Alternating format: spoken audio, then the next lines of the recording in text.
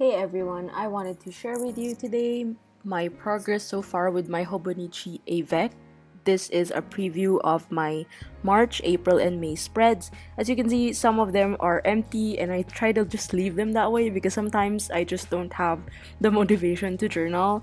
And you'll see that a lot of spreads really vary in terms of art styles and mediums because I use my journal. What I've discovered actually this year is that I've been using my journal more as an experimental tool for my creative juices and ideas. So, I ventured into some collage work, did more painting, tried to test out different elements that sort of encompassed what style I was going for or what I was feeling that time. I also started to add more recipes because I've been starting to cook a lot lately, and it's been a great way to really experiment and work on stuff that I have otherwise have no idea how to properly put on paper. And I highly recommend you do this also to your journals because it's a great way to explore what other possibilities you can do apart from just, using stationery. Maybe you can do some drawing. You can also collect bits and pieces of old magazines and newspapers, create collages like what I do. I also work around a lot of different color schemes, and I started putting